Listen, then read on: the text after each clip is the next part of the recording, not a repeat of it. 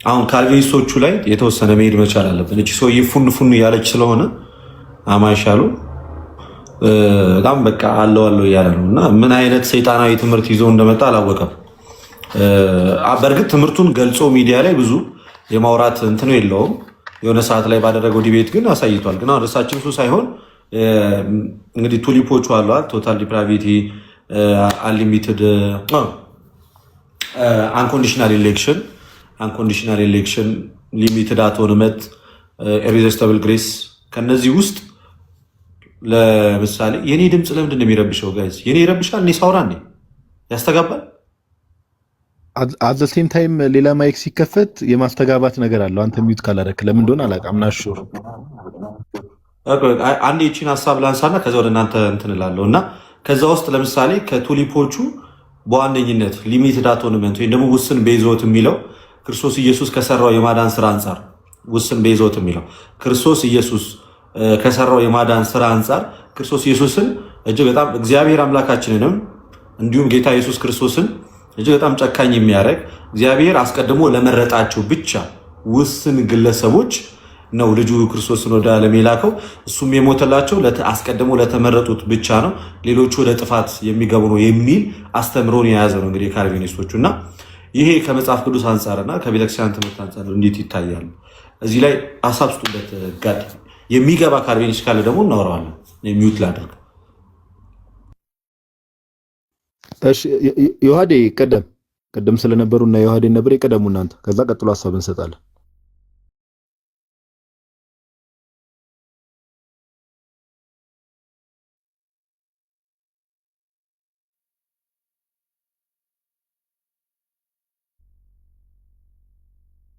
አንዴ ልደሻ የሆነ እንትን እየሰራው ስለሆነ ቀጥሎ አንዴ።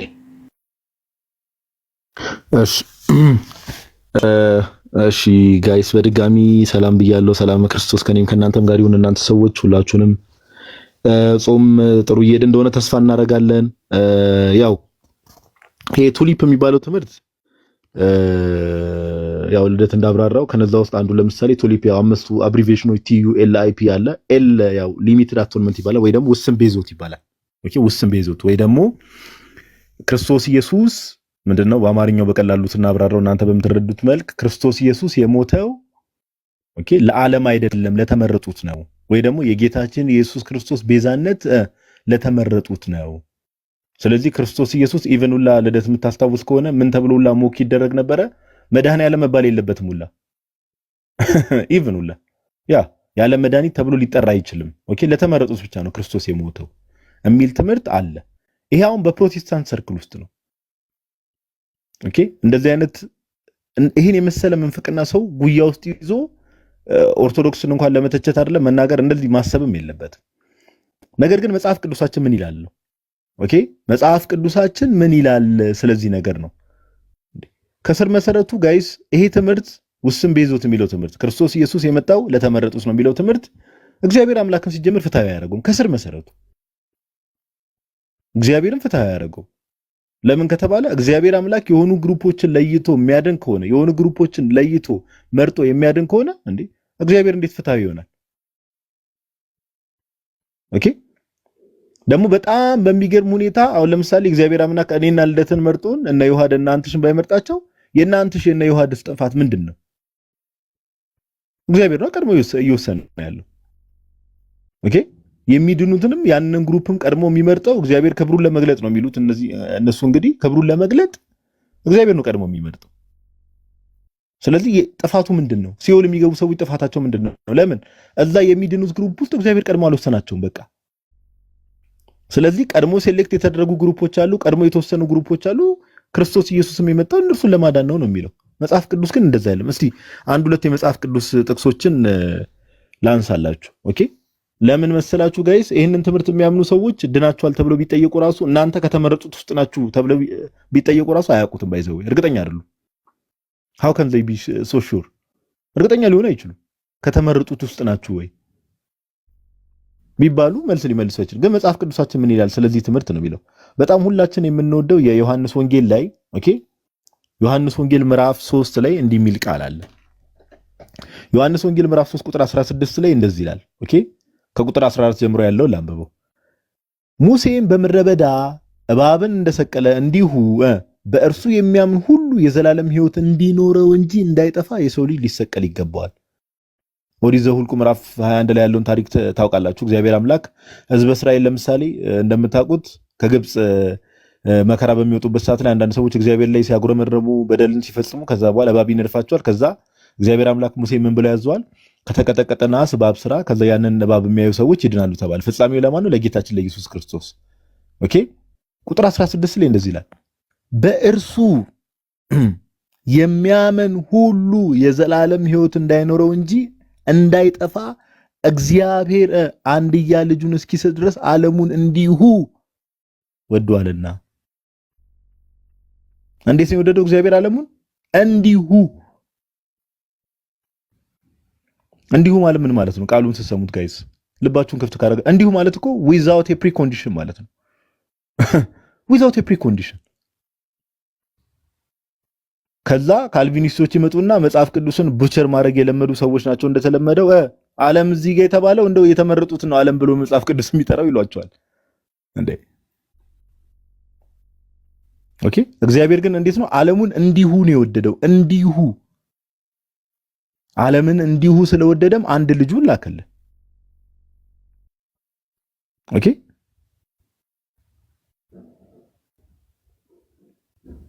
ስለዚህ ይሄ ነገር እግዚአብሔርን ከስር መሰረቱ የሚያፋልስ እምነት ነው፣ ትምህርት ነው።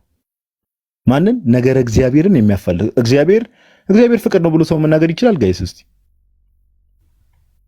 ባይዘዌ እግዚአብሔር ፍቅር ነው ብሎ ሰው ሊናገር አይችልም። እንዴት ሊናገር ይችላል እንዴ? እግዚአብሔር የሆኑ ግሩፖች ለይቶ የሚያድን ከሆነማ ቀድሞ ወስኖባቸው የሆኑ ግሩፖች እንዲጠፉና እንዲድኑ አድርጎ ቀድሞ ሴሌክት ካደረገማ እንዴት ሰው እግዚአብሔር ፍቅር ነው ብሎ ሊናገር አይችልም እንዴ? ዮሐንስ በመልእክቱ እኮ ፍቅር እግዚአብሔር ነው፣ እግዚአብሔር ፍቅር ነው እያለ የሚናገረው እኮ ይሄን እንዴት ሊናገር ይችላል? ሰው አይችልም። ኦኬ ስለዚህ ይሄን ነገር እግዚአብሔርን የእግዚአብሔርን ማንነት ከስር መሰረቱ የሚያፋልስ እምነትና ትምህርት ነው። ከስር መሰረቱ የሚያፋልስ ነው። ኦኬ ሜቢ ወደ አይ ቲንክ ኮሜንት ላይ ብዙ ሰዎች እፎይ አካውንቱ ተዘጋያሉ ስለሆነ ወደሚቀጥለው ሐሳብ ከመሄዴ በፊት የእፎይን አካውንት ምናምን ነገር ኮፒ ሊንክ ሪፖስት አድርጉ። እንግዲህ ሜቢ አላቅም ሙስሊሞች ሪፖርት አድርገው አዘግተውበት ነው የሚሆነው ሞስት ፕሮባብሊ አምናሹር። ኮሜንት ላይ እንደዛ የለቅሶ ኢሞጂም እየላካችሁ ያላችሁ ሰዎች አላችሁና ኮፒ ሊንክ ሪፖስት አካውንቱን ለማድረግ ሞክሩ በተቻላችሁ መጠን። እና ደግሞ የልደትም እዚሁ እንዳይደገም የለቅሶ ኢሞጂ አትድገሙ እዚህም እናንተ ሰዎች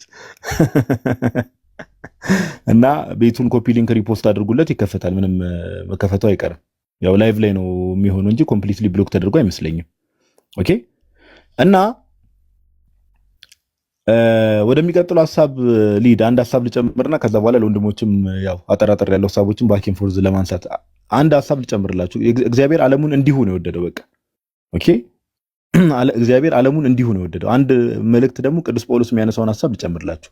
አንደኛ ጢሞቴዎስ ምዕራፍ 2 ላይ እንዲህ የሚል ቃል አለ። ከቁጥር 1 ጀምሮ ስትመለከቱ አንደኛ ጢሞቴዎስ ምዕራፍ 2 ከቁጥር 1 ጀምሮ እንደዚህ ይላል። እንግዲህ እግዚአብሔርን በመምሰልና በጭምትነት ሁሉ ጸጥና ዝግ ብለን እንድንኖር ልመናና ጸሎት፣ ምልጃም፣ ምስጋናም ስለ ሰዎች ሁሉ ስለ ነገስታትና ስለ መኳንንትም እንዲደረጉ ከሁሉ በፊት እመክራለሁ ይላል። ቁጥር 3 ላይ እንደዚህ ይላል።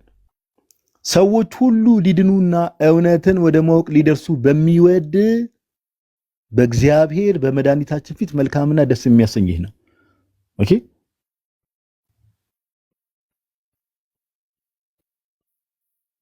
ስለ እግዚአብሔር ሲናገር ምን አለ ቅዱስ ጳውሎስ? ሰዎች ሁሉ ሊድኑና እውነትን ወደ ማወቅ ሊደርሱ በሚወድ እግዚአብሔር። ስለዚህ ፍላጎቱ ምንድነው? ኦኬ እግዚአብሔር ፍላጎቱ ምንድነው? ሰዎች ሁሉ እንዲድኑና ወደ እውነት እንዲመጡ ነው። ሰዎች ሁሉ ነው የሚለው። ስለዚህ እግዚአብሔር ፍላጎቱ ነው። ስለዚህ ይሄ ባይትሰልፍ ይሄ ጥቅስ ራሱ እግዚአብሔር ቀድሞ ወስኖ የሚድኑ ሰዎችን ወስኗል። ከዛ ያን የመረጣቸውን ሰዎች ደግሞ ሴሌክት ያደረጋቸውን ሰዎች ነው የሚያድነው። ጌታም ለማዳን የመጣው እነዛን ግሩፖች ነው የሚለውን ትምህርት ባይሰልፍ ዲባንክ ያደርጋል። ለምን? እግዚአብሔር ሰዎች ሁሉ እንዲድኑና እውነትን ወደ ማወቅ እንዲደርሱ ይፈልጋል፣ ይወዳል። ኦኬ ይወዳል። ስለዚህ እንደዚህ አይነት ትምህርቶች ይሄ ምንም ይሄ በቃ እኛ እንደዚህ አይነት አምላክ አናውቅም፣ እውነት ለማውራት አናውቅም። ኦኬ እኔ ምንም በማላውቀው ሁኔታ እንደው ክብሩን ለመግለጥ ብሎ ቀድሞ እኔ የሆነ ቦታ እንድገባ ገነት ልግባ ሲሆን ልግባ ቀድሞ ወስኖብኝ እኔ ምንም በማላውቀው ነገር አሁን የምፍጨረጨርበትን እንደዚህ አይነት ክርስትና የሚለም እንደዚህ አይነት አምላክ አናውቅም። እንደዚህ አይነት አምላክ መከተልም አንፈልግም። ኦኬ እኛ የምንከተለው የምናመልከው አምላክ ፍትሃዊ የሆነ አምላክ ነው። ኦኬ ሰዎች ሁሉ እንዲድኑ የሚፈልግ እኛ ስንወደው ስንቀርበው የበለጠ የሚቀርበን እና ድነትን ደግሞ ለሁሉም የድነትን በር ለሁሉም የከፈተ አምላክ ነው የምናውቀውና ከዚህ አንፃር ነው ልትሻና ይሄ እንደው የውስን ቤዞት የሚለው ትምህርትም አጠቃላይ እግዚአብሔር ቀድሞ የሚድኑትን ወስኗል የሚለው ትምህርትም ባይት ሰልፍ መጽሐፍ ቅዱስ የሆነ ትምህርት ነው ብሮስኪ። ኤግዛክትሊ ለዛ ነው በጣም በፕሮቴስታንት ውስጥ ካሉ ውስጥ እንግዲህ አንደኛው ትልቁ ዲኖሚኔሽን ነው እንግዲህ ካልቪኒስቶች ወይም ሪፎርመር ቴዎሎጂያን ብለው ራሳቸውን የሚጠሩት ማለት ነው። ኢትዮጵያ ውስጥም በርከት ያሉ ቁጥር ያላቸው ሰዎች አሉና ሌሎችንም ወደዛ ነገር የመሳብ ነገር አለው።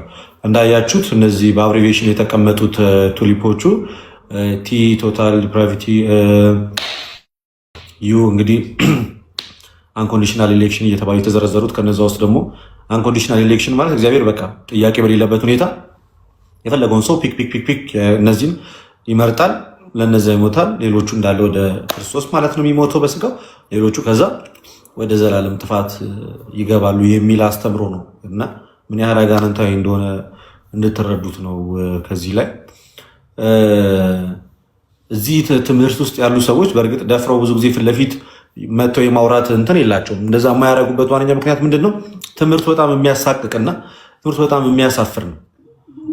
ከዛ አንጻር ነው። ምን ማለቱ ሊሚትድ አቶንመንት ማለት ወይም ውስን ቤዞት ጋዲ ሲያብራራው እንደሰማችሁት አስቀድሞ እግዚአብሔር ለመረጣቸው ጥቂቶች ብቻ ነው ክርስቶስ ኢየሱስ በመስቀል ላይ ምን ያደረገው ዋጋ የከፈለው የሞተው ነፍሱን አሳልፎ የሰጠው አስቀድሞ ለተመረጡ ጥቂቶች ናቸው። ሌሎቹ እንዳለ ወደ ምን የሚገቡ ናቸው ነው ወደ ዘላለም ጥፋትና እሳት የሚጣሉ ናቸው የሚል ትምህርትን የያዘ ነው እና ምን ያህል እግዚአብሔርን ጨካኝ አምላክ አድርጎ የሚስል እንደሆነ በዚሁ መመልከት ትችላላችሁ። ይሄ ነው ፕሮቴስታንቲዝም። የመጽሐፍ ቅዱስን ሐሳብ አልያዘም። ግልጽ የሆነ መረዳት የላቸውም። የራሳቸውን ሐሳብ እንጂ የመጽሐፍ ቅዱስን ሐሳብ አላገኙትም ብለን የምንናገርበትም ዋነኛ ምክንያቱ ይሄ ነው። ዮሐዴ ተመልሰሻል? አንተሽ በጣም ኔትወርክ አንተሽ እያስገባት ኔትወርክ ይሰማል። አዎ ቀጥል ዮሐዴ፣ ይሰማል። ኦኬ ኔትወርኩ ይሆናል። እሱ ሲመሽ ችግር አለበት ትላለህ። ኦኬ አሁን የካልቪኒስቶች አሁን ብዙ ጊዜ እንደምናውቀው ውስን ቤዞት የሚለው ከእግዚአብሔር ባህሪ አንጻር በጣም የማይስማማ ከመሆኑ አንጻር እግዚአብሔር ፍቅር ነው የሚለው ባህሪውን ራሱ ጥያቄ ምልክት ውስጥ የሚያስገባ ትምህርት ነው። እግዚአብሔር ፍቅር ነው ሲባል ማን ነው የሚያፈቅረው? ሁሉንም ያፈቅራል ማለት የሰው ልጆቹን ሁሉ ከለር፣ ጎጥ፣ ብሔር ምናምን ሳይመርጥ ሰዎችን ሁሉ ይወዳል እግዚአብሔር አምላክ። ኦኬ ባይ ዲፎልት መላእክትንም ይወዳቸዋል። ሰይጣንም ባይዘወይ ንስሐ የማይገባ ትዕቢተኛ ስለሆነ እንጂ ሰይጣንም ይወደዋል እግዚአብሔር። ግን እሱ ወደ ንስሐ የሚመለስ ልብ የለውም። በትዕቢት የተወጠረ ባይዘው በጣም ከባድ ነው፣ በንስሐ የማይመለስ። ለዛ ነው እናንተ የአባታችሁ የዲያብሎስ ናችሁ ብሎ ክርስቶስ አይሁዳውያን ሲናገር ምን እያለ ነው? ልባቸውን አደንድ ነው። በትዕቢት የተወጠረ ሰው ለመቀበል ለትህትና የተዘጋ ልብ ስለሚኖሩ ነውና እግዚአብሔር አምላክ ግን ፍቅር ነው፣ በባህሪው ፍቅር ነው። ስለዚህ ይህንን የእግዚአብሔር ባህሪ ጥያቄ ምልክት ውስጥ የሚከት ነው። እግዚአብሔር ዝም ብሎ በራሱ ሉዓላዊ ነፃ ፈቃድ ወይም ደግሞ በራሱ ሉዓላዊነት የሚፈልጋቸውን የተወሰኑ ሰዎችን መርጧል። ስለዚህ ለነሱ ብቻ ነው የሞተው የሚል ትምህርት ነው ያላቸው። ያው የፓስተር ስሜ ታደሰ የተከዳ እውነትን ታውቁታላችሁ። የተከዳ እውነት የአማን ሻሎም ፓስተር ማለት ነው። እዛ ገጽ 53 መጽሐፉ ምን ብሎ ይናገራል ስለ ክርስቶስ? ይሄ ውስን ቤዞት የሚለው ወይም ደግሞ ሊሚትድ አቶንመንት የሚለውን ክፍል ሲያብራራ ሊሚትድ አቶንመንት ስንል ክርስቶስ የሞተው ለማን ነው እያልን ነው ብሎ ሲናገር ሶስት ነገሮችን እያልን አይደለም ብሎ ይናገራል። ምን ክርስቶስ የሞተው ያለ ልዩነት ሰውን ሁሉ ሊያድን ነው አንልም አይባልም። አሁን በእነዚህ ካልቪኒስቶች አስተምሮ መሰረት ክርስቶስ አሁን ለሰው ልጆች ሁሉ ሞቷል ማለት ይችላሉ? አይችሉም። ቀጥሎም ክርስቶስ የሞተው ለእከሌና ለእከሊት ነው አንልም፣ አይባልም ይላሉ። ለምሳሌ አንድ ሰው መጥቶ ክርስቶስ እኮ ለመኩም ለጋዲም ለልደትም ለቃልም ለያሬድም ሞቷል ማለት ይቻላል? አይቻልም። በካልቪኒስቶች ትምህርት ማለት ለእከሌና ለእከሊት ሞቶላቸዋል ተብሎ ራሱ ሊነገር አይችልም፣ አንልም ማለት። ለመዳን የሚያስችል አቅምን በሰው አኑራልም አንልም ማለት ሊድኑ የሚችሉበትን ጸጋ ወይም ደግሞ አቅም ደግሞ በሰው ልጆች ላይ አኑሯልም አንልም። ታዲያ ምንድነው የምንለው ይላሉ? ክርስቶስ የሞተው ለተወሰኑ ሰዎች ነው እንድንል ግድ ይለናል። ክርስቶስ የሞተው ለተወሰኑ ሰዎች ነው እንድንል ግድ ይለናል ይላል። ከዛ ለምን እንደማይባል ምክንያቱ ምናምን እዚህ ጋር ያብራራል ማለት። ቀጥሎ የመጀመሪያው የማንልበት ምክንያቱ ክርስቶስ ለሰው ሁሉ ከሞተ የሚጠፋ የለም ማለት ነው ብለው ይናገራሉ። ምን ማለት ወይ? ሳሊቬሽን ራሱ እኮ መዳን እኮ ክርስቶስ ስራውን ለሰው ልጆች ለፍጥረታት ሁሉ ሰርቷል ማለት እኮ ባይነሰሲቲ በቃ እነሱ የሚያምኑት ምን መሰላችሁ? በቃ የመረጣቸው ምንም ማድረግ አይችሉም። በቃ በድኖች ስለሆኑ ነፃ ፈቃድም የላቸውም። ለእግዚአብሔር ጥሪ ምላሽ ራሱ ሪስፖንስ መስጠት ራሱ በጭራሽ ስለማይችሉ በቃ እነ ከሌን መርጫቸዋለሁ እነሱን አድኛቸዋለሁ ብሎ መጀመሪያ ሪጀነሬት ያደርጋቸዋል ወይም ደግሞ ይወልዳቸዋል አስቀድሞ። ከዛ በኋላ ያሳምናቸዋል። ከዛ በኋላ ነው በቃ የሚድኑት። እንደዛ ነው ስቴጃቸው ራሱ ሪጀነሬት፣ ከዛ በኋላ ፌዝ፣ ከዛ በኋላ ድህነት ብለው ነው የሚያምኑት። ገልብጠው መጽሐፉን ማለት ነው። ከዚህ አንጻር ነው የሚያዩት። ይሄ በጣም ከመጽሐፍ ቅዱስም ከእግዚአብሔር ከአባቶችም ትምህርት በጣም የራቀ ትምህርት ነው ማለት ነው። ስለ እግዚአብሔር ዘላለማዊ ድንጋጌ ወይም ደግሞ ስለ እነዚህ ሰዎች ስለ አመራረጡ ሲናገር እዚህ ዌስት ሚኒስተር ኦፍ ኮንፌሽን የእምነት መግለጫቸው የእግዚአብሔር ዘላለማዊ ድንጋጌ ወይም ደግሞ ዘላለማዊ ውሳኔ ላይ ምን ይላል? ተመልከቱ። በእግዚአብሔር ድንጋጌ ለክብሩ መገለጫ አንዳንድ ሰዎችና መላእክት ለዘላለም ሕይወት፣ ሌሎቹ ለዘላለም ሞት አስቀድሞ በእግዚአብሔር ምን ተብለዋል? ተወስነዋል ይላል። አስቀድሞ ስለተወሰነባቸው የሚጠፉትም አስቀድሞ በእግዚአብሔር ተወስኖባቸዋል። የሚድኑትም አስቀድሞ በእግዚአብሔር ዘላለማዊ ድንጋጌ ውስጥ ስለተወሰነባቸው ከመላእክትም ከሰዎችም ማለት አስቀድሞ ተደንግገዋል ወይም ደግሞ ተወስኖባቸዋል ብለው ይናገሩና በሚገርም ሁኔታ ሕፃናትም ጭምር በቃ ቀድሞ ካልተመረጡ በስተቀረ ድህነት እንደማያገኙ በግልጽ ይናገራሉ። እዚህ ጋር ስለ ውጤታማ ጥሪ ሲናገሩ የተመረጡት ሕፃናት በሕፃንነታቸው ቢሞቱ መቼና የት እንዴትም ለመስራት በፈቃዱ በሚወስነው በመንፈስ ቅዱስ በኩል ዳግመኛ ይወለዳሉ ይላል። ሕፃናት ሆነው የተመረጡ ከሆነ መቼ በምን ሰዓት ምናምን በማይታወቅ መልኩ መንፈስ ቅዱስ ዳግም ይወልዳቸዋል። ሕፃናትም ማለት ሕፃናትንም ጭምር እንደዚህ አይነት ትምህርት የሚያስተምር ነው የካልቪኒስቶችን አስተምሮ ማለት ነው። እንደዚህ አይነት ትምህርቶች የሚያስተምሩ ከሆነ መጽሐፍ ቅዱስ የምርም እግዚአብሔር ይህን ያክል ጨካኝና የሆኑ በሰዎች እንግዲህ ያለምንም መስፈርት ጋዲን ከልደት ሊመርጥበት የሚችልበት ምንም መስፈርት ሳይኖረው ልደትን አድኖ ጋዲን ለዘላለም ፍርድ ሊወስንበት ይችላል። መስፈርቱ ምንድነው? በቃ ለዋላዊነት ነው። ለክብሬ ስል ልደትን መርጬ ጋዲን ተውኩት ማለት ይችላል። ይሄ ቀልድ ነው እንዴ? ዘላለማዊ ሕይወትን ወይም ደግሞ ለዘላለም እየተሰቃየ እንዲኖር ጋዲ አልመርጥም ብሎ ስለምን ክብር ነው እየተወራ ያለው? ኦኬ፣ ስለምን ክብር ነው እየተወራ ያለው? በጣም የሚገርም አክቹዋሊ ብሮስኪ ምሳሌ ነው እና መጽሐፍ ቅዱስ ግን ምን ብሎ ይናገራል? ለምሳሌ ራእይ ምዕራፍ 3 ላይ መጽሐፍ ቅዱስ እንዲህ ብሎ ይናገራል። ይሄ ቃል በቃ ጀስት ድራማቲክ ያደርገዋል ማለት ነው።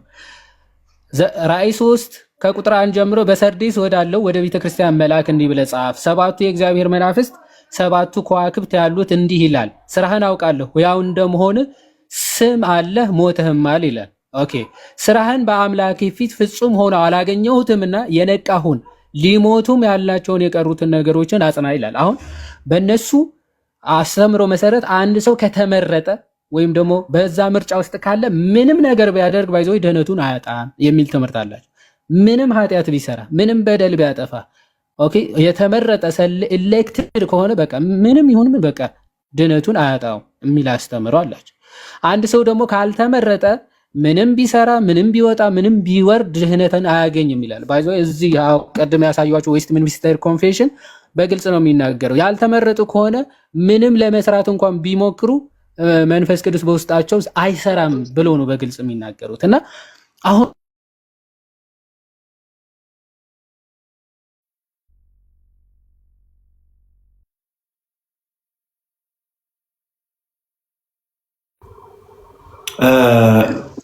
ኖዲ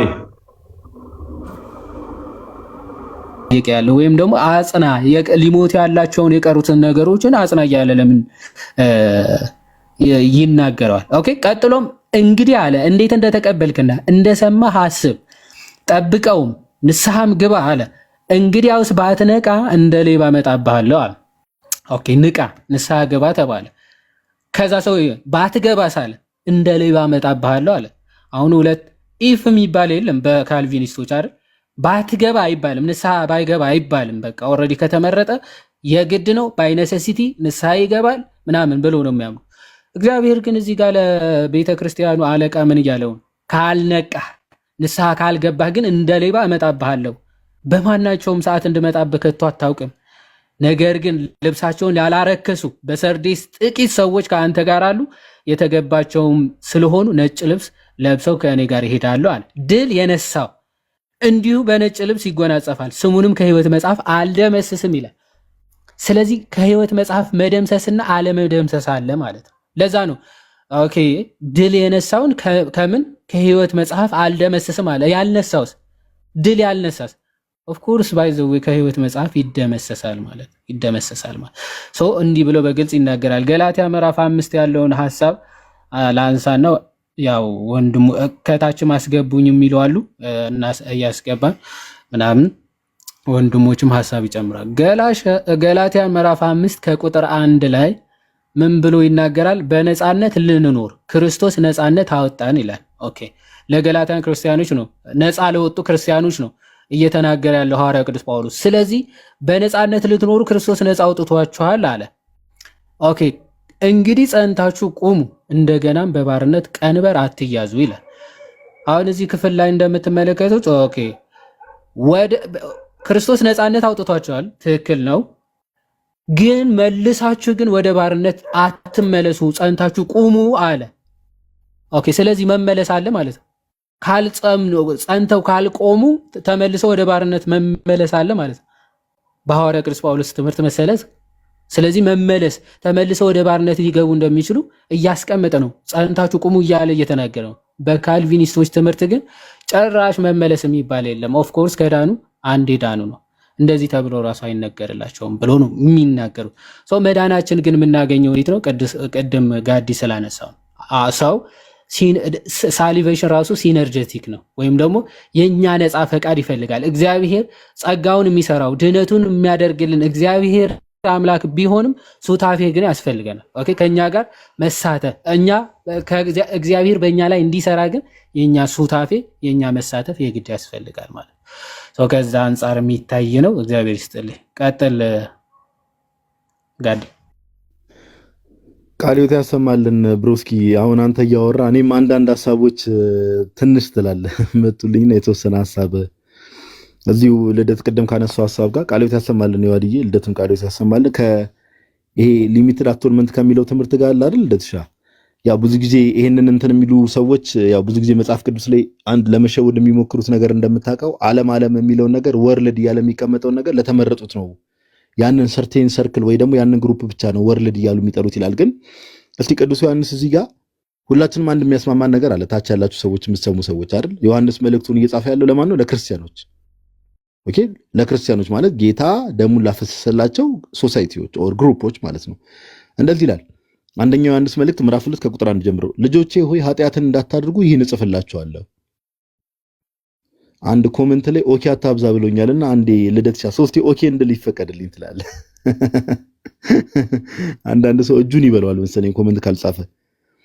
ማንም ኃጢአትን ቢያደርግ ከአብ ዘንድ ጠበቃ አለን እርሱም ጻድቅ የሆነ ኢየሱስ ክርስቶስ ነው ካለ በኋላ አስተውሉ በደንብ እርሱም የኃጢአታችን ማስተሰሪያ ነው ጌታችን ኢየሱስ ለኃጢአታችንም ብቻ አይደለም ነገር ግን ለዓለም ሁሉ ኃጢአት።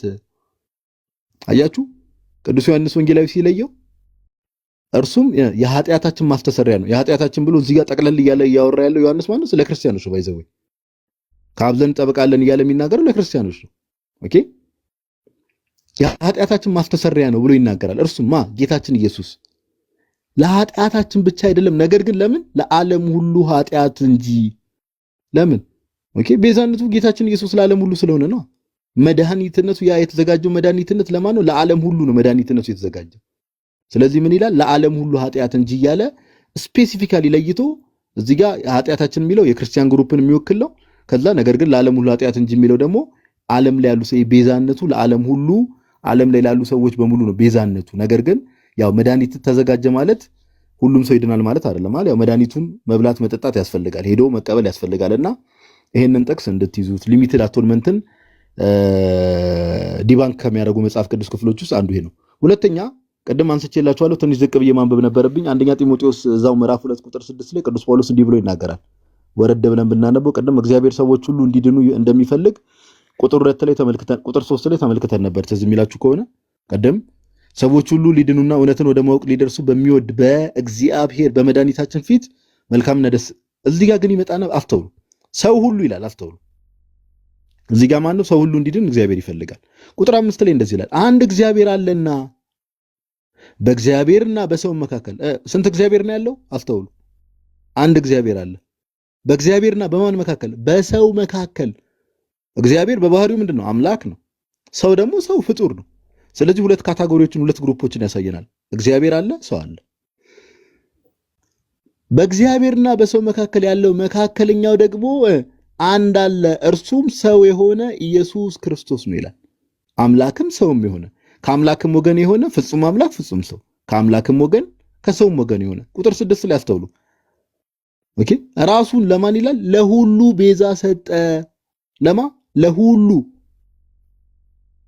አይታችኋል አመጣጡን። ስለ ሰው ያወራና እንዳጠቃላይ ስለ ሰው አውርቶ አውዱን ጠብቃችሁ ኮንቴክስቱን ጠብቃችሁ ስፈቱት ስለ ሰው ካወራ በኋላ ስለ ሰው ሁሉ ካወራ አንድ እግዚአብሔር አለ ይላል። ኦኬ በእግዚአብሔርና በሰው መካከልም አንድ አለ። ሰው ተብሎ አጠቃላይ ስለ ሰው ልጅ ነው የሚያወራው። ራሱንም ለሁሉ ቤዛ ሰጠ። ለሁሉ ኦኬ ወገኖቻችን ይመጡና አይ ለተመረጡት ነው ይሉናል። እንዲህ የሚባል ነገር ያው መጽሐፍ ቅዱሱ ለሁሉ ይላል። እዚህ ጋር ሰዎች ሁሉ ብሎ መጽሐፍ ቅዱሱ ኮንቴክስቱን ጠብቆ ይመጣል። ክርስቶስ ኢየሱስም ለማን የሰጠው? ራሱን ለሁሉም ነው። ራሱንም ለሁሉ ምን ሰጠ ይላል? ቤዛ ሰጠ። ኢቭን አሁን በእነዚህ ወገኖች ትምህርት እንደምታውቁት እሺ ቆይ ጠቅለል ለሳረግ እሱን አነሳለሁ። አንድ ጥቅስ ልጨምርላችሁ፣ አንድ ሁለት ጥቅስ ልጨምርና ጨርሳለሁ። እነ ልደት የሚጨምሩት ነገር ካለ ስለሚኖር እሺ ጥቅሶቹን እየያዛችሁ አንደኛ ዮሐንስ መልእክት ምዕራፍ 2 ቁጥር 2 አንስቼላችኋለሁ። ከዛ አንደኛ ጢሞቴዎስ ምዕራፍ 2 ከቁጥር 1 ጀምሮ እስከ 6 ያለውን አንብቡት። ከዛ ዕብራውያን መልእክት ምዕራፍ 2 ላይ እንሂድ። ወደ ዕብራውያን ሰዎች ምዕራፍ 2 ላይ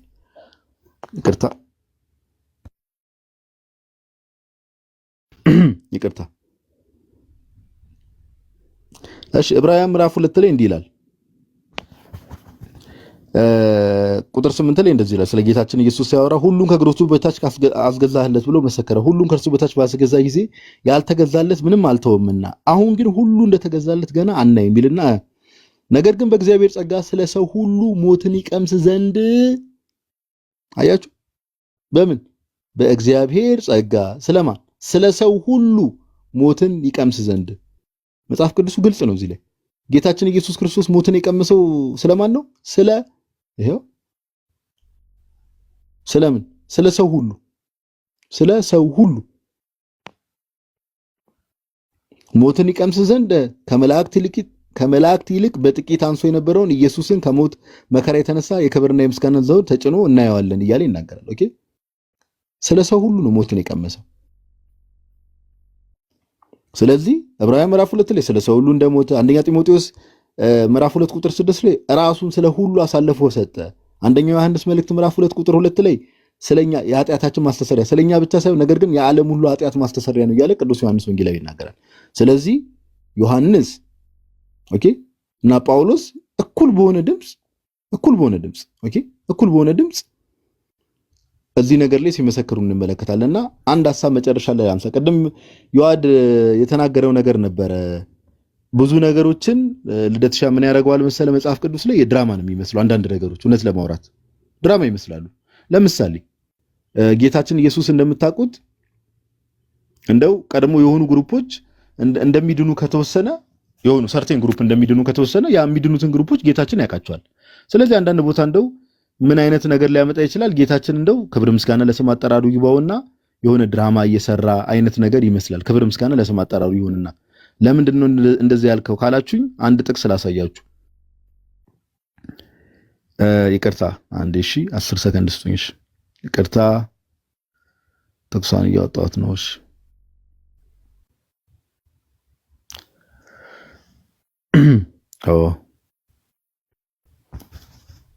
ሉቃስ 19 ይቅርታ ሉቃስ 19 41 እስከ 44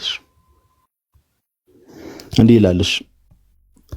ለምሳሌ ሎጂካሊ ይሄን ጥቅስ ተመልከቱት። የሉቃስ ወንጌል ምዕራፍ 19 ከቁጥር 41 እስከ 44 ሎጂካሊ ለምሳሌ የሆኑ ግሩፖች እንዲድኑ ከተመረጡ ጌታችን ኢየሱስ ክርስቶስ እነሱን ብቻ ለማዳን ከሆነ የመጣው ለነርሱ ለመሞት ከሆነ የመጣው ልደትሻ ለማይሞቱ ሰዎች ለማይድኑ ሰዎች ጌታ ማልቀስ ይተበቅበት ድራማ ነው የሚሆነው። ባይዘው በቃ ድራማ ነው የሚሆነው።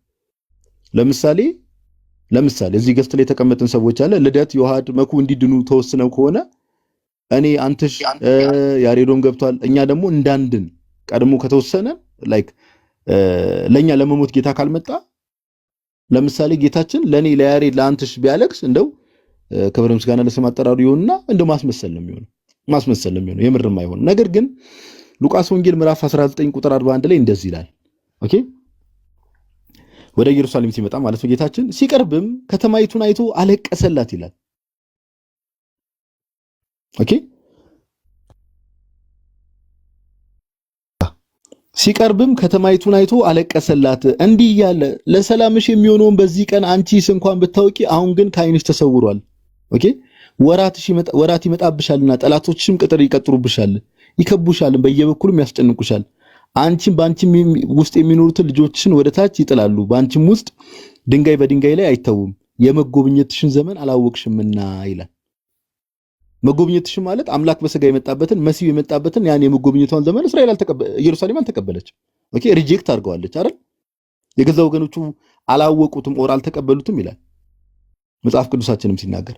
ስለዚህ ጌታችን ኢየሱስ ክርስቶስ ወዳልተመረጡ ሰዎች እያወቀ ወዳልተመረጡ ሰዎች እንዳይድኑ ወደ ተወሰነባቸው ሰዎች ሄዶ እንደው ከተማዋን አይቶ አለቀሰላት። ለነዚህ ሰዎች አለቀሰ ቢባል እንደው ነገርየው የድራማ ነው የሚመስለው። በቃ ድራማ ነው። ጌታ ግን ለምንድን ያለቀሰው?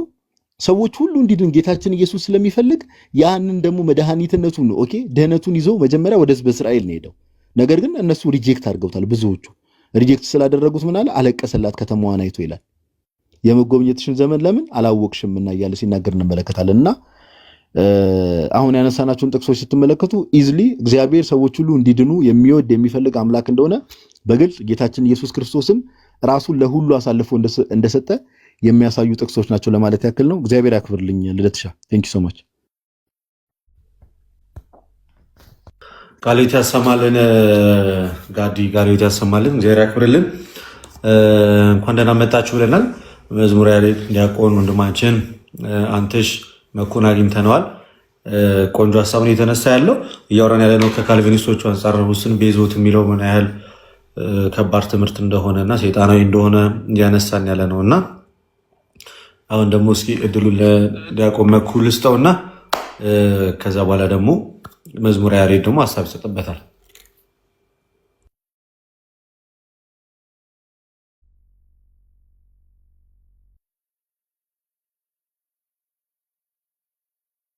መኩ ሚዩት ነህ? ሚዩት አድርጌ እኮ አወራለሁ በጌታ። እሺ ሰላም ክርስቶስ ይብዛላችሁ። ሰላም ብያችኋለሁ። ዮሐዴ ጋዲ ቃልዮት ያሰማልን። ከታች ያላችሁ ሁላችሁንም ሰላም ብያችኋለሁ። እስቲ የተወሰነ ማስተባበያ ማለትም እነሱ የሰጡት 5 ቱሊፖች አሉ። እነሱ እንግዲህ ጥቅስ የተወሰነ ሰጥቷቸዋል። እኔም የተወሰነ ጨምረላችኋለሁ። እየያዛችሁ ሄዱ። ለማንኛውም እስቲ በተርታ የመጀመሪያው ቀረብ ላድርግ። ይታያል። እንደዚህ ይሻላል መሰለኝ። ያው የመጀመሪያው ቶታል ዲፕራቪቲ ነው። ያው በካልቪኒስቶች መሰረት ሁሉም ሰው ከጸጋ ጎድሏል። በቃ ስለዚህ ማመን አይችልም፣ ምንም ማድረግ አይችልም እግዚአብሔር መንፈስ ቅዱስ ያንን ዳግም ካልወለደ በስተቀር እና መምረጥም አይችልም በሚለው ቶታል ዲፕራቪቲ ያስቀምጣሉ። ይህንን ዲባንክ የሚያደርግ ዮሐንስ ምዕራፍ 6 ቁጥር 37 ላይ ምን ይላል? አብ የሚሰጠኝ ሁሉ ወደ እኔ ይመጣል፣ ወደ እኔ የሚመጣው በምንም አላወጣውም። አሁን እዚች ጋር በደንብ አስምሩበት። ምን አለ ጌታ ኢየሱስ ክርስቶስ? ወደ እኔ የሚመጣው ወደ እርሱ መምጣት አለ ማለት ነው። ጌታ ኢየሱስ ክርስቶስ አብ አሳልፎ ልጁን ሰጠ ዓለም ሁሉ እንዲድን። እንግዲህ ጌታ ኢየሱስ ክርስቶስን አሳልፎ ከሰጠ ወደ እርሱ የሚመጡትን ደግሞ ምን ያደርጋሉ ማለት ነው? በምንም ምን አላረግም አላወጣም። ማን አለ? ጌታ ኢየሱስ ክርስቶስ። ስለዚህ ወደ ውጭ አያወጣም። ይሄ ማለት ወደ እኔ የሚመጣውን የሚለውን ስናስምር ወደ ክርስቶስ መምጣት አለ፣ የኛ ፍቃድ አለ ማለት ነው። የኛ ፍቃድ አለ፣ ወደ ክርስቶስ የመሄድ አለ። ሌላኛውም ደግሞ እንዲህ ይላል ራእይ ምዕራፍ 22 ቁጥር 17 ላይ በደንብ ተመልከቱ። መንፈስና ሙሽራይቱ ና ይላሉ። መንፈሱና ሙሽራይቱም ና ይላሉ። አሁን እዚህ ጋር አስተውሉ። የሚሰማ አለ፣ ና ይበል። የሚሰማ ና ይበል፣ የሚጠማም ይምጣ። ምን ለማድረግ ነው የሚመጣው? እዛው ጋር ቀጣላ አድርጎ የሚወድም የህይወት ውሃ በነፃ ይውሰድ። ስለዚህ ተጠርቷል ማለት ነው። የተጠራ የሚሰማ አለ ማለት ነው። ሙሉ በሙሉ ሰው ልጅ በቃ ቶታል ዲፕራቪቲ ገጥሞት ሙሉ በሙሉ ማመንም አይችልም፣ ምንም ማድረግ አይችልም። እንደዚህ የሚል ነገር በመጽሐፍ ቅዱስ ውስጥ አናገኝም፣ የለም። ወደ ክርስቶስ መሄድ ይችላል፣ መስማት ይችላል። የሰማውን ደግሞ የህይወትን ጸጋ ምን ማድረግ ይችላል? ልካፈል ይችላል፣ ሊወስድ ይችላል። ይሄው በነፃ ውሰድ እየተባልክ ነው ማለት ነው። ስለዚህ ቶታል ዲፕራቪቲ የሚለውን በመጀመሪያዊቱ ምን ማድረግ እንችላለን? ዲባንክ ይደረጋል ማለት ነው። ሁለተኛ ቅድመ ምርጫ ማለት ነው። አንኮንዲሽናል ኢሌክሽን የምንለው ቀድሞ እግዚአብሔር ሁሉ ነገር መርጧል። ቅድምም አንስቶልናል ዮሐዴም። ለዚህም ደግሞ ጥቅስ በደንብ ያዙ። አንደኛ ጢሞቴዎስ ምዕራፍ 2 ቁጥር 4 ላይ ምን ይላል? እግዚአብሔር ሁሉ ሰው እንዲድን እውነትንም ለማወቅ እንዲደርስ ይወዳል። አያችሁ፣ ሁሉ ሰው እንዲድን ነው እግዚአብሔር እውነትንም ለማወቅ እንዲደርስ። ሳይሲት በቃ አሁን ቃል በቃል የተነገረው የመጽሐፍ ቅዱስ ሁሉ እንዲድን ነው እግዚአብሔር ሐሳቡ፣ ዋናው ዓላማውም እቅዱም ሰው ሁሉ እንዲድን እውነትን ወደ ማወቅ እንዲደርስ እንጂ እንዲያው የተወሰነውን መርጦ የተወሰነውን ደግሞ ለእሳት አንዱን የተወሰነን ደግሞ ለገነት የመረጠበት ሚንስ የለም ማለት ነው። በመጽሐፍ ቅዱስ ውስጥ እንደዚህ አናገኝም።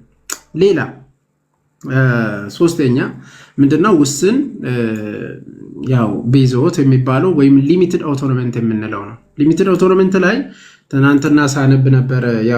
ቅድም ዮሐዴም እያነበበ ነበረ። ይሄ የተከዳ እውነት ላይ በጣም ማብራሪያ ሲሰጥ ኢየሱስ ክርስቶስ ለዓለም አልሞተም፣ ቀጥታ ነው በነገራችን ላይ የሚለው። ይህንን ገጽ ስንት ላይ ይሄው ታያችኋል አይደል? ይሄ ቃል በቃል ምንድን ነው የሚለው መሰላችሁ? ላንብብላችሁ። ሊሚትድ አውቶኖመንት ይህ ትኩረት ያደረገው በኢየሱስ ክርስቶስ መስዋዕታዊ ስራ ላይ ነው። ጥሩ። የሞተው ለመረጣቸው በጎቹ ብቻ ነው። የሞተው ለመረጣቸው በጎቹ ብቻ ነው። ከእግዚአብሔር መወለድ የሚችሉትም እነርሱ ብቻ ናቸው። ከእግዚአብሔር መወለድ የሚችሉ ክርስቶስ የሞተላቸውም እነርሱ ብቻ ናቸው። እርቁና ሰላሙ ዓለም ከመፈጠሩ በፊት የእኔ ብሎ ከለያቸው ሰዎች ጋር ብቻ መሆኑን ያጸናበት መስዋዕታዊ ስራ በዚህ ያረጋግጣል። አሁን ይሄ እንግዲህ እኛ አይደለንም የጻፍነው ወይ ኦርቶዶክስ ምናምን አይደለም። የጻፉት ማን ነው? ፓስተር ስሜ ታደሰ የአማን ሻሎም ፓስተር ማለት ነው። ያው ከራሱ ከካልቪን ወስዶ ነው እንትን ያደረጉት። ስለዚህ ኢየሱስ ክርስቶስ ለተወሰኑት ብቻ ነው የሞተ ብሎ የሚያምኑ ናቸው። የተወሰነ ብቻ ቀድሞ የመረጣቸው ለነዛ ብቻ ነው እርቅ ያደረገው። ይሄ የተከዳ እውነት ሳይሆን ራሱ እውነትን የከዳ መጽሐፍ ማለት ነው። እውነትን የከዳ መጽሐፍ ነው ይሄ መጽሐፍ። ለማንኛውም ይሄ ዲባንክ ሲደረግ በቀላሉ ቅድም የተጠቀሱ ጥቅሶችም አሉ። በዮሐንስ ወንጌል ምዕራፍ 1 ቁጥር 29 ላይ ምን ይላል? እነሆ የዓለምን ኃጢአት የሚያስወግድ የእግዚአብሔር በግ የተባለው እነሆ የዓለምን ኃጢአት የሚያስወግድ ምን የእግዚአብሔር በግ። ስለዚህ ዓለምን እንጂ የሆነ የተወሰነ የመረጣቸውን ሰዎችን አይደለም ማለት ነው የተባለው። አንደኛ ዮሐንስ ምዕራፍ 2 ቁጥር 2 ላይም የተነገረው እርሱ ነው። እርሱም ስለ ኃጢአታችን ማስተሰሪያ ነው። ስለ ኃጢአታችን ብቻም አይደለም፣ ስለ ዓለም ሁሉ ኃጢአት፣ ስለ ዓለም ሁሉ ኃጢአት ነው ክርስቶስ የሞተው። ያንን ክርስቶስን የተቀበለ አሜን ብሎ የኃጢአት ማስተሰሪያን ያገኛል። አይ አልቀበልም ያለ ደግሞ ሲኦልን ይመርጣል ማለት ነው በራሱ ፍቃድ። አራተኛ ይሄ ኢሬዚስቲብል ግሬስ ነው። የማይቃወም ማለት መቃወም አንችልም ማለት ነው። በቃ ከመጣ እሱ ከመረጠ ያ የመረጠ ሰው ፍቃዱን አይጠይቅም፣ ምንም አይልም። ቀጥታ መጥቶ ምን ማድረግ ነው ማለት ነው። በቃ ድነሃል፣ ያድናር ማለት ነው። ሳትወድ በግድ ማለት ነው። ዳግም ይወልዳል። ሳትወድ በግድ በቃ አንተ ተመርጣል። ስለዚህ ምንም ማድረግ አልፈልግም ገነት ብትል ራሱ ትገባታለህ እንጂ የትም አትደርስም። በቃ ትገባታለህ ሳትፈልግ ማለት ነው በእነሱ አስተምሮት። ለማንኛውም ለዚህ ዲባንክ የሚያደርገው የሐዋርያት ሥራ ምዕራፍ 7 ቁጥር 51 ላይ ስታነቡት እንዲህ ይላል። እስጢፋኖስ ለአይሁድ መሪዎች እንዲህ አላቸው፣ ምን አንተ ግትር አንገት ያላችሁ ያልተገረዛችሁ በልባችሁና በጆሮአችሁ ሁልጊዜ መንፈስ ቅዱስን ምን ታደርጋላችሁ? ትቃወማላችሁ። አያችሁ፣ መንፈስ ቅዱስን የመቀበልና ያለመቀበል የነሱ ፋንታ ነበር። ይኸው እስጢፋኖስ ከፊት ለፊታቸው እየሰበከ እነሱ ግን ምን አደረጉ? ይኸው ተቃወሙት። መንፈስ ቅዱስን ተቃወሙት። መንፈስ ቅዱስ የመቀበልን ያለመቀበልን ምን አላቸው ማለት ነው? ዊል አላቸው። ስለዚህ እስጢፋኖስ እንዲህ ይላቸዋል ማለት እንደ አባቶቻቸው እንዲሁ እናንተ ደግሞ ታደርጋላችሁ። ስለዚህ መንፈስ ቅዱስን ይቃወማሉ ማለት ነው። ሌላ ማቴዎስ ምዕራፍ 23 ቁጥር 37 ላይ ስትመለከቱ ቀጥሎ ዶሮ ጫጩቶቿን በክንፏ ስር እንደምትሰበስብ ልጆችሽን ሊሰበስብ ብዙ ጊዜ ምን አደረኩ? ወደድኩ፣ አንተ ግን አልወደድክም ማለት አልወደዱም። እነሱ ግን አልወደዱም። እነሱ አልወደዱም። ስለዚህ ተቃወሙ ማለት ነው። ምን ነው የተቃወሙት? ይሄው ጌታ ኢየሱስ ክርስቶስ ሊሰበስባቸው መጣ። ይሄ እንትን አይደለም። በነገራችን ላይ ጋዲ ቅድም እንዳለው ድራማቲክ ነገር አይደለም። ክርስቶስ እያለ አይደለም፣ የሆነ ድራማቲክ ነገር ለመስራት አይደለም ክርስቶስ የመጣ ሪል ነው። ሊሰበስባቸው የመጣ ግን እነሱ እምቢ አሉ። ስለምቢ ስላሉ መቃወም ይችላሉ ማለት ነው። ስለተቃወሙ ነው እንጂ ስላልመረጣቸው። ኦኬ ቀድሞ እኮ መርጧቸው ካልመጣማ ክርስቶስ ለምንድን ነው እንትን የሚለው ማለት ኦልሬዲ ከመረጣቸው ወይም ደግሞ ካልመረጣቸው ለምንድን ነው ወደ እነሱ የሚሄደው? ጭራሹ ካልመረጣቸው ለምን ሄዶ ሊሰበስብሽ መጣ ይላል አይልም ማለት ነው ከጅምሩ። እንደዚህ አይነት ነገር የለም። የመጨረሻ አንድ ከዳን ድነታችን አናጣም የሚለው ነው የመጨረሻ ላይ ምንም። ይሄ ደግሞ በቀላሉ ዕብራውያን ምዕራፍ 6 ቁጥር 5 ላይ እዚህ ላይ እንደምትመለከቱት ዕብራውያን ምዕራፍ 6 ቁጥር 4 እስከ 6 ስታነቡት አንድ ጊዜ ብርሃን ያገኙ ወይም አንድ ጊዜ ብርሃን ይበራላቸው የሰማይን ስጦታ የቀመሱ የሰማይ ስጦታን ቀምሷል፣ ብርሃን በርቶላቸዋል። ከዛ ግን የወደቁት ወደ ንስሐ እንደገና ማድረግ ማደስ አይቻልም። አንድ ጊዜ በርቶላቸው ነበረ፣ የመንፈስ ቅዱስን ስጦታ ተቀብሏል። ግን ደግሞ ምን አድርጓል? ክዷል ማለት ነው። ከካዱ በኋላ እነሱን ዳግም ለንስሐ ማደስ አይቻልም፣ ከባድ ነው። ስለዚህ መካድ ይቻላል። ብርሃን ከቀመሱ በኋላ መካድ ይቻላል ማለት ነው። ስለዚህ ሀዘይንድ ምንድነው? አምስቱ በቀላሉ በእነዚህ ጥቅሶች ዲባንክ ማድረግ እንችላለን። ሌሎችም ጥቅሶች ማንሳት እንችላለን። እግዚአብሔር ይስጥልን። መኩ ካለ ያሰማል መጣ ማለት በጸደይ ሁኔታ ተዘጋጅተበት ነበር ማለት ነው። ጋር የተወሰነ እንትን እያልኩበት ነበር። መኩዚ ኧረ ስምሽን ቀየሪ።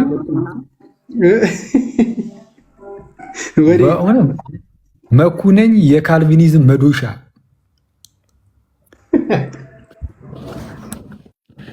አመሰጠርሽ እኮ ሄድሽበት፣ አላስተረፍሻቸውም። ሰሞኑ የሆነ የተወሰነ እንትን እያደረኩ ነበረ። እንዴ ከታች እኮ እያሉ ነው። ይህንንማ ከጃፓን ይዞ የመጣው እየተባለ እኮ ነው። ኖቱን ከዛ ነው ያመጣው እየተባለ እኮ ነው በእውነት። እና እነሱ አሁን ስላልተመረጡ ነው በቃ ለጃፓን እኔ እሟገታለሁ። ክርስቲያን ያልሆኑ ስላልተመረጡ ነው። እነማ ጃፓኖች። ስለዛ ለሩቅ ምስራቁ መከራከር ጀመርክ። ኦፍ ኮርስ አንተ የምትከራከረው ለሙሉ ጃፓኖች አይደለም። ለነገሩ አውቃለሁ ለሆነ ሰው ብቻ ነው።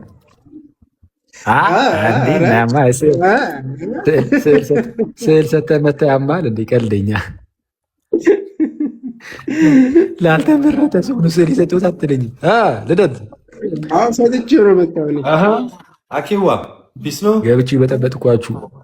አለን ይመስገን አምላክ። ቀጥሉ በእናትህ። መኩኩ ደስ ብላኝ። ቱሊፑ ላይ ስትሄድበት መኩኩ ደስ ብኝ እኮ ነው።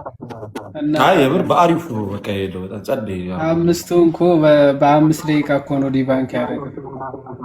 ዛሬ መጨረሻ ይሆናል። በፊቱ አይቆምም ስለ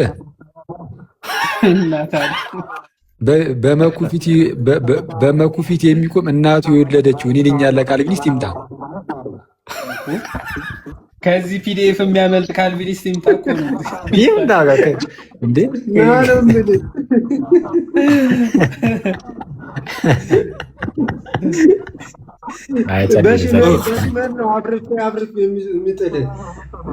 ከቀጠል አድርጋ ደግሞ ሽመሉም ደግሞ ይህ ያው የአምላኬ ቃል ነው ብላ ቀጥል ነው። ምንድነው የምትቆራርጠው ጥቅሱን? አንዴ እና ከሄድክበት በደንብ ሂድበት። ከሄድክበት በሙሉን ጥቀሰው እንጂ በብሉይ ኪዳን እግርህን ብዬ በአዲስ ኪዳን አንጎድን እልልሃለሁ። ከታች ወደ ላይ ማገሳው ገላትያን ነው። አጂ ዛሬ በጣም በተደጋጋሚ ዓለም ስትል ነበረ። ስል ማቴዎስን ነው አለ ሰውዬ። ኤርሚያስ ያበደች ሰው ነች እኮ ይመቻል። ሚዩት አድርገው እስኪ። እሱ ጋር እንደሚያስተጋባው በጣም ይረብሻል። ፈታ ብለው እንዳይጫወቱ እኮ አደረገ። እሺ ኤርሚያስ ምርጥ ሰው፣ እሷ መጥፋት አልነበረባትም። በእናትህ አለ ግን እሱ ሰው ዘንድሮ አለ ፑሽ እያለ እኮ ነው። አለ ወይ ትላለህ? ኦኬ እዚህ ካልቪኒስቶቹ ላይ ሲሄድበት ነው መኩ። ኧረ እባክህ ስቱዲዮ መስሪያ ኑሮ መግቢያ ብራጥቺ ፑሽ እያለ ነው እንዴ? ያርግላት ያስተዛዘነ እኔ ያው ሰው በዛ ደረጃ በጣም ካልቸገረው መቼ ሰው ፊት አይቆምም በሚለው እንለፈው እንጂ አስቸጋሪ ነው። አይመስለኝም። ዳር ያዝ ተው በቃ ችግር የለውም። ዳር ያዝ በቃ አንተም ዳር ያዝ፣ እኔም ዳር ሊያዝ። ካልቪኒስቶቹን ዳር አስይዝልን። አሁን እነሱ ነው ያስቸገሩት። የምር ነው። ቅድም ኮመንት ያደረክልኝ ሊወጣ ነው ምናምን ቤት ምናምን ያልሽው ነገር አረ ቦላ ዲታ አምላክ አረ እኔን ያማል እንደ አንተ እንዲ በስመ አብ አረ እንደዛ አላልኩም። ቻው አይ ቆይ አረ አትሂድ እዚሁ ዲባንክ ያደርጋል። እንዴት ደግሞ ትምህርት ስረብሽ ምን በግልጽ ወጣ አትለኝም እንዴ? ዝም ብለህ ምንድን እንደዚህ አይነት ርዕስ የምታነሳው? ከዚህ ከቤቱ እኮ ነው ከገስት ነው መሰለኝ። አኪ ተወስኖብሽ ነው እንዴ እንዲህ የሚዞሩ ወራ ውሳኔ? እሺ ውሳኔ ጉዳችን ነው። አንተ ብለትም ሄድ ቁርጡን የተነሳው ካልቪኒዝም ላይ የሚገርማችሁ ወንጌል እያስተማረ ራሱ እኮ ምንፍቅናን የሚመታ ሰው አኬ ብቻ ነው። ቅድም ያልከውን ነገር ሰምቻለሁ አኬ። ምን ነበረ? አይቶ ምን ነበር ይላልን? ዮሐንስ ወንጌልን እያስተማርክ ካልቪኒስት እያልክ ትመታለህ እንዴ? ተው ተው፣ ይማሩ እስኪያርፈው አታባቸው። አቦኩታ የሆነች ቦታ ላይ ጌታችን ኢየሱስ ስለ ዓለም ሁሉ አልሞተም። አሁን መኩ ያመሰጠረው ላይ እኮ ነው ጌታችን አልሞተም ለሁሉም ሰው እንዴ። እሱ በጣም አደገኛ ነው። ባይዚ በጣም አደገኛ የሚያደርገው ማለት ጌታችን ለእያንዳንዱ ግለሰብ ይቅርታ፣ በግለሰብ ደረጃ ለእያንዳንዱ ሰው ሞቷል የሚለውን አለማመን ማለት ትምህርቱ ሐሰት ነው። ትምህርቱ ሐሰት መሆኑ ብቻ ሳይሆን አንዳንድ ትምህርቶች ላይ ለምሳሌ ብትሳሳት ማለት ነው ቀጣይ የሚያመጣው የሆነ በጣም አደገኛ ነገር ላይኖር ይችላል። ሊያጠፋ ራሱ እኮ ይችላል አንተን፣ ግን እንደ አጠቃላይ ግን የሆነ ብዙ አደገኛ ነገሮችን አብሮ ላያስከትል ይችላል። ይሄ ግን የሚያስከትለው አደገኛ ነገር አለ። ሁለት ለምሳሌ አደገኛ ነገሮችን ሊያስከትል ይችላል። የመጀመሪያው እንዴ ጌታችን ኢየሱስ የሞተው ለተወሰኑት ነው፣ ለጥቂት ሰዎች፣ ለተወሰኑት ለተመረጡት እግዚአብሔር እንዲድኑ የፈለጋቸው የሆኑ የተወሰኑ ሰዎች አሁን ቅድም በቃ ነው ያሉ ማለት ለእነሱ ሰዎች ከሆነ የሞተው ክርስቶስ። በሐዲስ ኪዳን የእግዚአብሔር ፍቅሩ የተገለጠው በምንድን ነው? በሐዲስ ኪዳን የእግዚአብሔር ፍቅሩ የተገለጠው ልጁ ኢየሱስን ለሞት አሳልፎ በመስጠት ወይም እንዲሞትልን በመላክ ነው። የክርስቶስን ፍቅሩ የተገለጠው ለእኛ በመሞት ነው። እግዚአብሔር ለእኛ ያለውን ፍቅር እንግዲህ አይተናል ተብሎ የተነገረው በአንደኛ ዮሐንስ መልእክት ላይም እንደተነገረን፣ በሮሚ መልእክት ምዕራፍ 5 ላይም እንደተነገረን እግዚአብሔር ልጁን ለእኛ አሳልፎ ሰጥቷል። በዚህም እግዚአብሔር ለእኛ ያለውን ፍቅር ያስረዳል ብሎ ነው የተናገረው። ስለዚህ በሐዲስ ኪዳን የእግዚአብሔር ፍቅር የተገለጠው በምንድን ነው? እንዳትረሱ፣ በክርስቶስ ኢየሱስ ሞት። ታዲያ ግን ጌታችን የሞተው ለጥቂት ሰዎች ከሆነ እግዚአብሔር ይህ ፍቅር ያለው ለጥቂቶች እንጂ ለእያንዳንዱ ግለሰብ አይደለም ማለት ነው እንዴ? ስለዚህ እግዚአብሔር ይህን ሁሉ ግለሰብ ወዳጅ፣ ይህን ሁሉ ሰው አፍቃሪ አይደለም። ስለዛ ምን ላይ ይሄዳል? እግዚአብሔር ፍቅር ነው የሚለውን ያስክዳል። እግዚአብሔር ፍቅር ነው የሚለውን እግዚአብሔር አምላካችን ፍቅር ነው የሚለውን ያስክዳል። ስለዛ ለምሳሌ እኔን ይውደደኝ ራሱ አላውቅም ማለት የተመረጡት ውስጥ ካልሆንኩኝ አይወደኝም ማለት ነው፣ አያፈቅረኝም። ስለዚህ እኔ ራሴ ደግሞ እግዚአብሔር እንድወደው ደግሞ አልጠበቅም። ለምን? እግዚአብሔር አስቀድሞ የወደዳቸው ነው ማለት እርሱ አስቀድሞ ወዶናልና እኛም ደግሞ እንወደዋለን ስለሚል እርሱ ካልወደደኝ ለምን እኔ እንድወደው ይጠበቅብኛል? አይጠበቅብኝም ማለት ነው። እሱ ሲጀምር አልወደደኝም ያስብላል። አይቷል ጌታ ኢየሱስ ነፍሱን ስለ ወዳጆቹ አሳልፎ ከመስጠት የሚበልጥ ፍቅር ለማንም የለውም ማለት ዮሐንስ ወንጌል ምዕራፍ 15 ቁጥር 13 ላይ ነፍሱን ስለ ወዳጆቹ አሳልፎ ከመስጠት የሚበልጥ ፍቅር ለማንም የለውም ማለት። ከዛን እንደዛ ብሎ ተናገረና ፍቅሩን አሳየን። እንደውም ለወዳጆቹ አይደለም ለጠላቶቹ በመሞት ግን የሞተው ግን ለተወሰኑት ከሆነ ምን ፍቅሩ ለኔ አላሳየኝም ያስብላል። እና የመጀመሪያ አደገኛ የሚያደርገው ለተወሰኑ ሰዎችን የሞተው የሚለው ትምህርት አደገኛ የሚያደርገው አንዱ እግዚአብሔር ሁሉም በግለሰብ ደረጃ በሐዲስ ኪዳን በተገለጠው መልኩ ማለት ይወዳል የሚለው ውሸት ይሆናል፣ ሐሰት ይሆናል። አይወድም። በቃ የተወሰኑትን ነው ለማዳን የወደደው። ስለዚህ የሚወዳቸው የሚያፈቅራቸው የተወሰኑትን ነው ያስብላል። ስለዚህ የእግዚአብሔር ፍቅርነት ላይ በጣም ጥያቄ የእግዚአብሔርን ፍቅርነት ጥያቄ ምልክት ውስጥ የሚከት አደገኛ ነው። ሁለተኛው አደገኛው ደግሞ ምንድን ነው? ጌታ የሞተው ለተወሰኑት ከሆነ እነዚያ የተወሰኑት ደግሞ አስቀድሞ ከዓለም ሳይፈጠር በፊት አስቀድሞ እግዚአብሔር የወሰናቸው ነው ምናምን ሲለን አልነበረ? አሁን እና የምር እንደዛ ምነውም ደግሞ የተወሰኑት ሰዎች እነማን እንደሆኑ አናውቅም። አሁን በእግዚአብሔር ካውንስል ውስጥ ያለ ነው የሚሉት እነሱ ራሳቸው ስጠይቋቸው አሁን እግዚአብሔር የወሰናቸው እነማን እንደሆኑ ማወቅ ይቻላል ብላችሁ ስጠይቋቸው ነው አይታወቅም። በቃ ይህ በእግዚአብሔር ምክር ውስጥ ነው ያለው። እሺ እናንተ ራሳችሁ ግን አሁን እዚህ በእግዚአብሔር ውሳኔ ውስጥ በቅድመ ውሳኔ ውስጥ አላችሁ የላችሁ ስትሏቸው ያው እኛ እኮ አምነናል ምናምን ስላመንን እንደዛ ብለን ነው የምናምነው። በቃ አስቀድሞ ከወሰናቸው ውስጥ እኔም አለውኝ ብዬ ነው ማምነው ይሏችኋል። አሁን አንድ አካደሚስትን ብትጠሩት ግን ይህንን ነገር የምናገረው ግን በቃ እንዲሁ ከእምነት አንጻር ማለት ነው። ግን በእውቀት ደረጃ ግን የምርም እርግጠኛ ሆነው የእግዚአብሔርን ምክር ግን ማወቅ አንችልም። ስለዚህ የሆነ ሰዓት ላይ ከዛ ቤተ እምነት ቢወጡ ለምሳሌ አንድ ሰውና ኤቲስት ቢሆን አይ ቀድሞ ከኛ ወገን አልነበረም ማለት ነው፣ አስቀድሞ ከተወሰነባቸው አልነበረም ማለት ነው። ዮሐንስ በመልእክቱ የተናገረው መጠቀስ ይጀምራል። ቀድሞውንም ከኛ ወገን አልነበሩም። ከኛ ወገንስ ቢሆኑ ኖሮ ጸንተው በኖሩ ነበር። ግን ከኛ ወገን እንዳልነበሩ ይታወቅ ዘንድ ይገለጽ ዘንድ ወጡ ይላል። ስለዛ በቃ እነሱ ያው እንደዛ ናቸው ይሏቸዋል። ግን እኮ ኢማጂን ከመውጣቱ በፊት እኮ እሱም እኮ አይ እኔማ በምርጫ ውስጥ ያለው እኔ ብሎ ሲናገር የነበረ ሰው ነው። ስለዛ እስካሉ ድረስ እንደዛ ብለው እንደው በቃ እንደው በእምነት እንደዚህ እንይዛለን ይሏቸዋል። ግን እርግጠኛ ሆነው ግን መናገር አይችሉም። እነሱ ራሳቸውም በእግዚአብሔር ቅድመ ውሳኔ ውስጥ ይኖሩ አይኖሩ እምነቱን ሳይክሉ ቢኖሩ ራሱ መጨረሻ ላይ ልክ ሲሄዱ ማለት ነው ወደ ጌታ ሲሄዱ አይ እናንተ በቅድመ ውሳኔ ውስጥ የላችሁም ሊባሉ ራሱ ይችላሉ። እነሱ በሚሉት በቅድመ ውሳኔ ትምህርት እንሂድ ከተባለ ማለት ነው አይታወቅም። ይሄ ታዲያ ምንድን ነው አደገኛ የሚያደርገው ከተባለ አንደኛ ለምሳሌ እኔ ካልቪኒስት ብሆን መኩ ለምሳሌ ከተመረጡት ውስጥ ይሁን አይሆን አላውቅም። ልደት ወይም ሌሎቹም እዚህ ጋር ያሉት እናንተም ከተመረጡት ውስጥ ሁኑ አትሁኑ አላውቅም። መኩን ጌታ ሞቶልሃል ማለት አልችልም። ምክንያቱም ለተመረጡት ከሆነ ጌታ የሞተው እኔ መኩ እየተመረጠ ይሁን አይሆን በምን አውቃለሁ? ስለዛ በድፍረት የምር እርግጠኛ ሁኜ ማለት ነው ዝም ብዬ ቅድም ስለው ነበር ለስብከት ያህል ጌታ ሞቶልሃል መኩ ልል እችላለሁ። ግን እርግጠኛ ሁኜ ግን አላውቀውም። ከተመረጡት ውስጥ ካልሆነ እየዋሸሁ ነው የሚሆነው። ጌታ ሞቶልሃል ካልኩት በኋላ ማለት ነው። ግን እርሱ መኩ አስቀድሞ ከተወሰነባቸው ውስጥ ከሌለ እየዋሸሁ ነው ማለት ነው። ዋሸሁኝ፣ አልሞተለትም እኮ ሳይሞትለት ሞቶልሃል ብዬ እየዋሸሁት ነበረ። ውሸት ደግሞ ኃጢአትም። እንዴት አድርጌ አሁን እርግጠኛ ሆኜ መናገር አልችልም? የትኛውንም ሰው ጌታ አይበለውና በል አይ የምን ፍቅር በዛ የስቱን ትምህርት ስለሆነ እያነሳን ያለ ነው፣ ችግር የለውም። አይበለውና በል ትለኛለች ሱሊያና። እና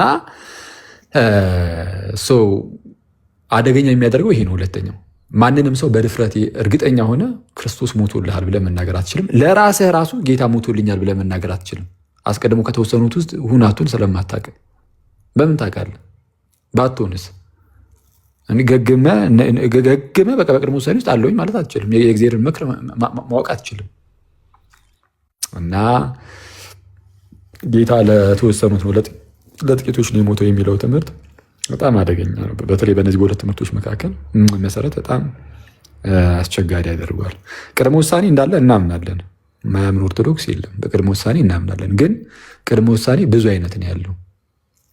ጋይስ ቅድመ ውሳኔ ሲባል ብዙ አይነት ነው።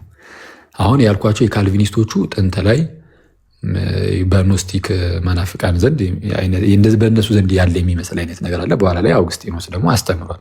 እሱን እናምናለን። አውግስጢኖስ ያሁን የካልቪኒስቶቹን የሚመስል ቅድመ ውሳኔ ትምህርት ከመጀመሪያው ጀምሮ አይደለም፣ ወደ ኋላ ላይ ጥንት ላይ አውግስጢኖስ ምናልባት ወደፊት የምንሄድበት ይሆናል። ግን አውግስጢኖስ መነናዊ ነበረ ማለት ማኒኪዝም ውስጥ ነበር ህይወቱን ያሳለፈው እና ከዚህ ከመነናዊ እምነቱ ወጥቶ ሲመጣ መነናውያን ምን ያምኑ ነበረ?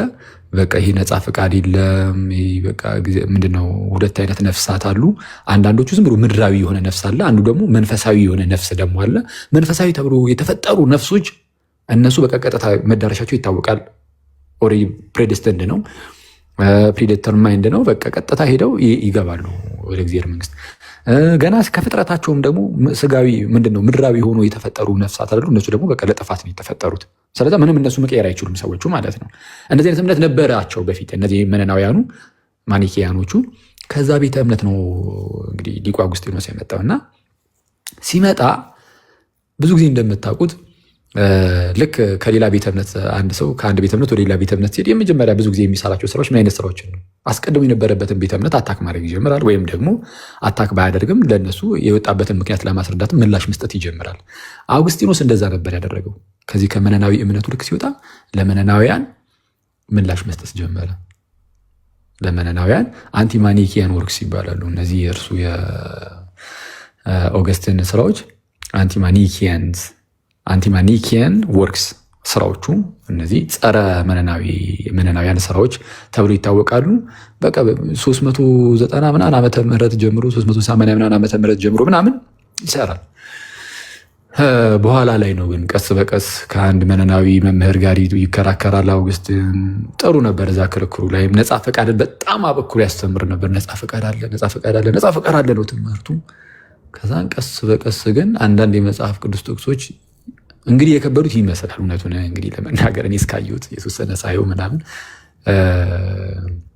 አንድ ፎርቱናተስ የተባለ መነናዊ መምህር ነበር እና ከፎርቱናተስ ጋር ዲቤት ሲያደርግ ሮሜ 7ን ጠቅሶበት ነበረ እና ሮሜ 7 ላይ ትንሽ ጠጠረ ነገር አለበት እና ከሆነ ሰዓት በኋላ ትንሽ የተወሰነ የነፃ ፈቃድን የመካድ ነገር ማሳየት ጀመረ። አውግስቲኖስ ቀስ በቀስ እያለ ጨራሽ እነ ፔላጂስ ሲነሱ ለእነ ፔላጂስ መልስ መመለስ ሲጀምር ሙሉ በሙሉ ነፃ ፈቃድን ክዶ በቅድመ ውሳኔ ነው ሰው የሚድነው፣ እኛ ስለፈቀድን አይደለም መፍቀድም አንችልም፣ ለመንፈሳዊ ነገር የሞትንን ማለት በቃ ፈቃዳችን የሞት ነው ኦልሬዲ እና መልካም ነገር ጭራሽ መምረጥ አንችልም። ምንም በቃ የመምረጥ ምንም ፈቃዳችን ሞቷል፣ ታስሯል ኦልሬዲ ፈቃዳችን። ስለዚህ ኢረዚስተብል የሆነ እምቢ የማይባል የማይቃወሙት አይነት ጸጋን እግዚአብሔር ለሰው ለሆነ እሱ አስቀድሞ ለመረጠው ዝም ብሎ ሰጥቶት ዳግም ወልዶት እንደዛ ያደርገዋል ምናምን የሚመስል ነገር ወይም ደግሞ ያን ጸጋ ሰጥቶት እንዲያምን ያደርገዋል ምናምን የሚመስል ነገሮችን ማስተማር ጀመረ እና እንደዚህ አይነቱን ቅድመ ውሳኔ አንቀበልም። ግን እኛ የምንቀበለው ደግሞ የቅድመ ውሳኔ አይነት ትምህርት ደግሞ አለ።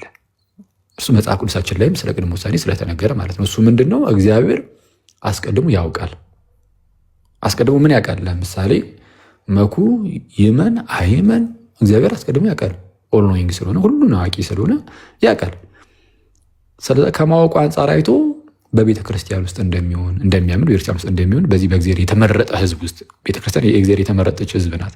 በዚህ በተመረጠ ሕዝብ ውስጥ እንደሚሆን ስለሚያውቅ አስቀድሞ የወሰናቸውን ተብሎ ሊነገርለት ይችላል። ይህ ቅድመ ውሳኔ ግን በምን ላይ የተመሰረተ ነው? በእውቀት ላይ የተመሰረተ ነው። በእግዚአብሔር በእውቀቱ ላይ። የእግዚአብሔር እውቀት ደግሞ ምንድን ነው? መኩ ነፃ ፈቃዱን ተጠቅሞ ይመን አይመን ምናምን እሱን የማወቅ ጉዳይ ነው። ስለዛ ነፃ ፈቃዳችን ኢንታክት ነው ማለት ተጎድቷል። ግን ሰው ግን ነፃ ፈቃዱ ግን ሙሉ በሙሉ ግን አልጠፋም።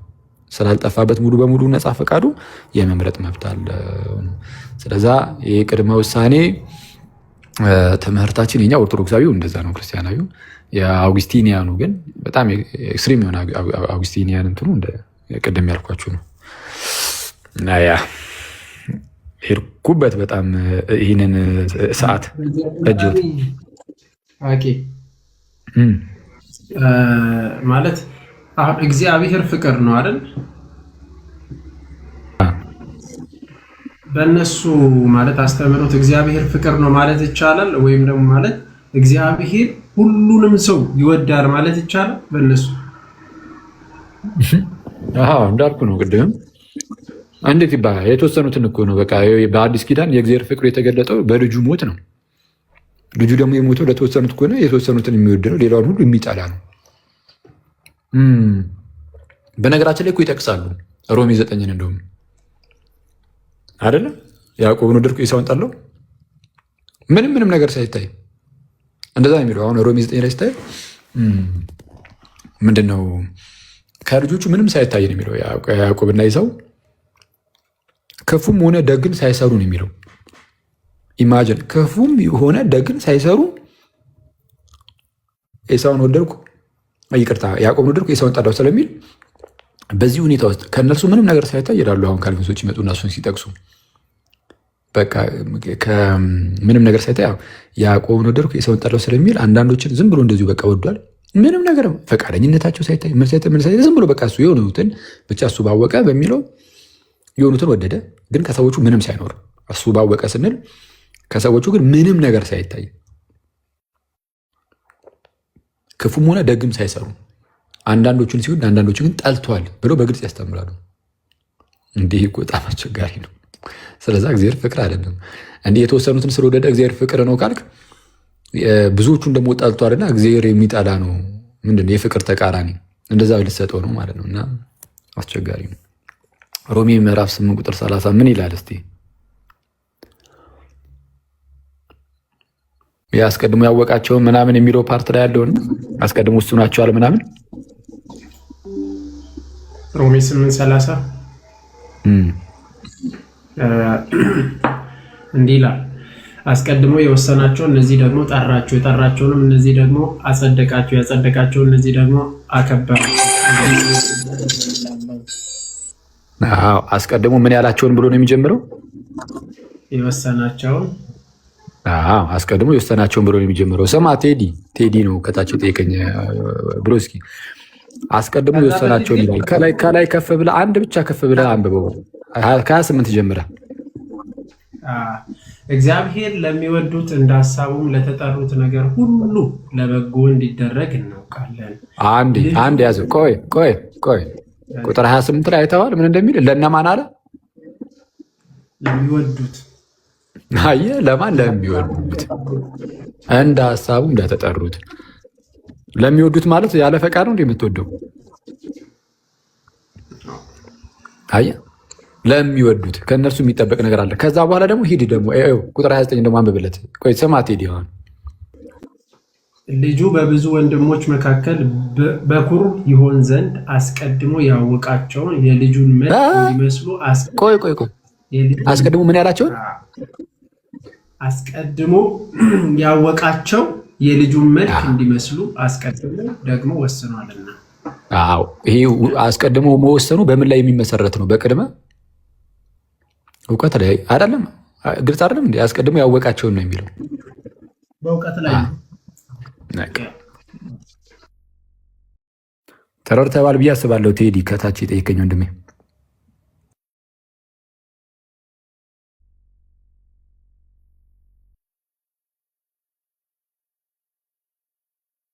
ጸደይ ነው። ጸደይ ማብራሪያ ነው። ቴንኪዩ አኬባ በጣም ጸደይ። አይሆፕ ይኸው እሱም ተረድቶታል። ቴንኪዩ ምናምን ብሏል። አሪፍ ነው በጣም